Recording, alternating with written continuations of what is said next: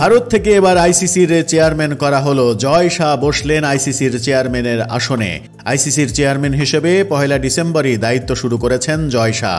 Greg বার্কেলের দায়িত্বের জায়গায় নিয়েছেন তিনি। দায়িত্ব নিতে তার সামনে আইসিসি চ্যাম্পিয়ন্স ট্রফি বড় চ্যালেঞ্জ হিসেবেই দেখছেন অনেকেই। দায়িত্ব শুরুর বিষয়ে জয় শাহ বলেছেন, আইসিসি চেয়ারম্যানের দায়িত্ব নিতে পেরে আমি আনন্দিত এবং সম্মানিত। জয় শাহ জানাচ্ছেন, তারা 2028 সালের লস অ্যাঞ্জেলেস অলিম্পিকে ক্রিকেটকে সম্পৃক্ত করার প্রস্তুতি নিচ্ছেন। ক্রিকেট গুরুত্বপূর্ণ একটা জায়গায় দাঁড়িয়ে আছে, খেলাটাকে বৈশ্বিক করার অপার সম্ভাবনা রয়েছে, সেই লক্ষ্যেই তিনি কাজ করবেন। জয় শাহ এর আগে বিসিসিআইয়ের সেক্রেটারি হিসেবে দায়িত্ব পালন করেছেন। বিসিসিআইয়ের নতুন সেক্রেটারি কে হবেন তা এখনও ঠিক হয়নি। এশিয়ান ক্রিকেট কাউন্সিলের প্রেসিডেন্টও ছিলেন জয় শাহ। গত সভায় বিনা প্রতিদ্বন্দ্বিতায় আইসিসির সর্বকনিষ্ঠ চেয়ারম্যান হিসেবে নিযুক্ত হয়েছেন জয় শাহ। তার সামনে আপাতত বড় চ্যালেঞ্জ আইসিসি চ্যাম্পিয়ন্স ট্রফি।